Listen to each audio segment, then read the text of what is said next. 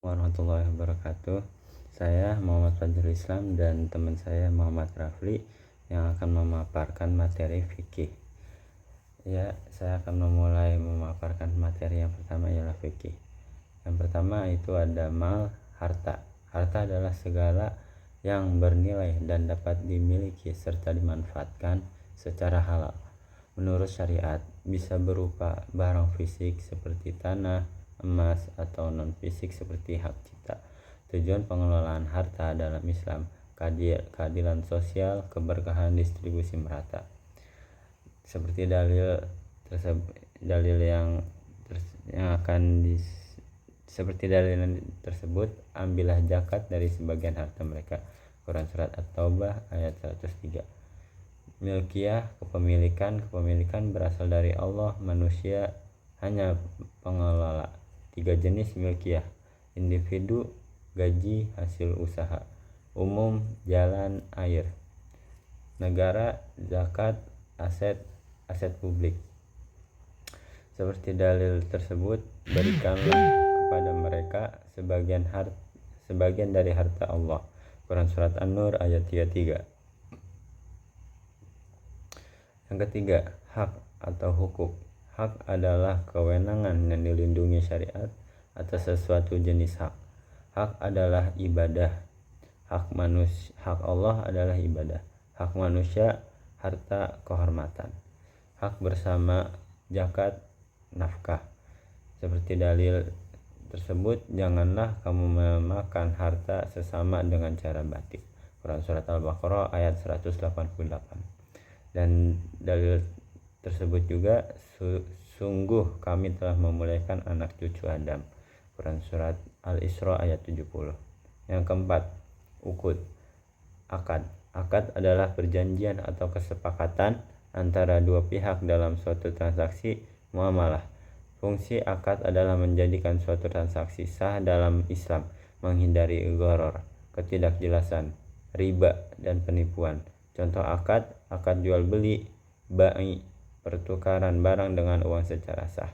Akad pinjam meminjam, qard, tanpa bunga untuk tolong menolong. Akad kerjasama, mudharabah, musyarakah untuk usaha bersama dengan bagi hasil. Akad harus memenuhi rukun, pihak berakad, objek, ijab kabul, dan tujuan yang halal. Mungkin sekian dari saya, yang akan dilanjutkan oleh saudara Muhammad Rafi.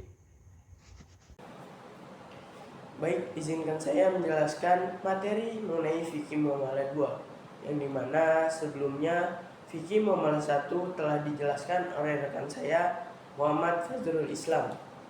Di dalam fikih muamalah terdapat beberapa bab, yang dimana ada syirkah, ada al-bai' dan riba, hutang piutang, dan prinsip tolong menolong. Yang pertama ada syirkah, di mana syirkah ini adalah bentuk kerjasama atau kemitraan yang dilakukan oleh dua pihak atau lebih dalam menjalankan suatu usaha dengan prinsip saling berbagi keuntungan atau menanggung kerugian, yang dimana sesuai kesepakatan di awal. Ada dua bentuk utama syirkah yang sering digunakan. Yang pertama ada musyarakah. Dalam akad ini, semua pihak menyumbang modal dan bisa ikut serta dalam pelaksanaan usaha. Keuntungan dan kerugian dibagi sesuai dengan porsi modal atau kesepakatan. Misalnya ada dua petani menyewa satu lahan usaha dan membeli bibit bersama-sama, lalu membagi hasil panen berdasarkan kontribusi masing-masing. Dalam konteks pertanian ada istilah musyarakah sekali panen, yaitu ketika dua pihak bekerja sama hanya untuk satu kali masa tanam. Yang kedua ada mudharabah. Berbeda dengan musyarakah, dalam mudharabah hanya satu pihak yang menyediakan modal atau sahibul ma, dan pihak lainnya mudharib bertugas mengelola usaha. Jika usaha menghasilkan keuntungan, keduanya berbagi sesuai akad. Tetapi jika rugi, maka kerugian akan ditanggung pemilik modal selama pengelola tidak lalai. Contohnya, seorang investor memberikan modal ke petani dan petani mengelola kebun, hasil panennya lalu dibagi sesuai kesepakatan. Selain itu, Di dalam bidang pertanian terdapat bentuk kerjasama yang khusus, yakni ada muzaraah. Ini adalah kerjasama antara pemilik lahan dan penggarap untuk mengelola lahan pertanian musiman, seperti padi atau jagung. Biasanya pemilik lahan menyediakan tanah dan benih, sementara penggarap mengelolanya setelah panen. Hasilnya dibagi sesuai rasio yang disepakati, misalnya 50/50 atau 2/3. Contoh, Pak Ahmad memiliki sawah dan Pak Budi menggarapnya. Setelah panen, padi hasilnya dibagi menjadi 2. Yang kedua ada mugorosah, berbeda dengan sebelumnya. Mugorosah fokus pada pohon berumur panjang seperti kurma dan anggur, merawat pohon hingga berbuah, biasanya dalam jangka waktu panjang. Setelah berbuah, hasilnya dibagi rata. Contoh, pemilik lahan memberikan tanah kosong pada penggarap untuk ditanami kurma. Ketika kurma mulai berbuah, hasil panen akan dibagi secara rata maupun secara kesepakatan. Yang ketiga ada musakoh. Kalau ini penggarap hanya bertugas merawat pohon yang sudah ada, seperti menyiram, memangkas, dan memupuk. Tidak ada penanaman baru. Hasil panen dari pohon itu dibagi bersama. Misalnya kebun anggur milik seseorang dirawat oleh tetangganya, dan ketika panen tiba hasilnya akan dibagi 2. Bab kedua yakni al-bai' dan riba. Di dalam Islam, jual beli tentu adalah transaksi yang diperbolehkan dan bahkan dianjurkan dan dilakukan secara jujur, transparan, dan tanpa unsur riba.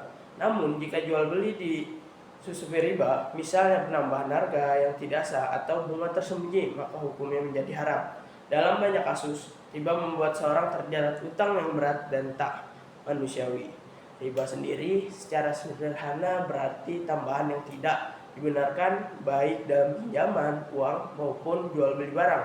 Contoh paling umumnya adalah bunga bank konvensional. Pinjaman berbunga tetap. Yang ketiga ada hutang, qard, dan rohan.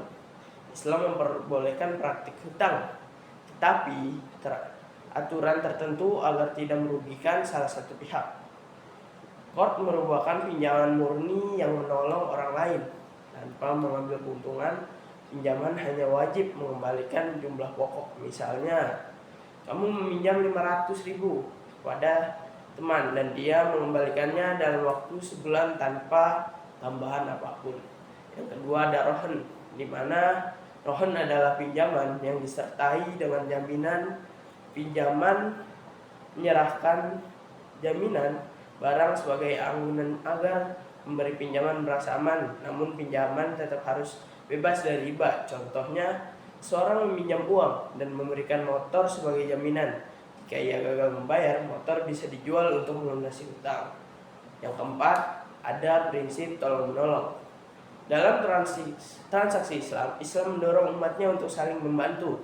Bahkan dalam urusan finansial, ada beberapa bentuk akad yang mencerminkan prinsip tolong-menolong. Yang pertama ada kafalah, di mana seseorang meminjam utang kepada orang lain. Jika si peminjam gagal membayar, pinjaman harus melunasinya. Ini biasa digunakan dalam pinjaman antar teman atau pembiayaan syariah. Yang kedua ada hiwalah, di mana hiwalah adalah pengalihan hutang. Misalnya dari A berutang B dan B berutang kepada C, maka B bisa meminta A langsung melunasinya ke C. Ini mempermudah penyelesaian kewajiban tanpa merugikan siapapun. Yang terakhir ada wakalah, adalah bentuk perwakilan. Misalnya, seorang memberikan kuasa kepada temannya untuk menjual barang atau mengurus sesuatu transaksi atas namanya. Akad ini umum dipakai dalam investasi maupun transaksi lintas wilayah. Mungkin dari penjelasan fikih muamalah 1 dan 2 yang telah saya dan rekan saya sampaikan bisa memperjelas bagaimana materi yang diberikan pada fikih muamalah 1 maupun fikih muamalah 2. Mungkin sekian dari kami. Wassalamualaikum warahmatullahi wabarakatuh.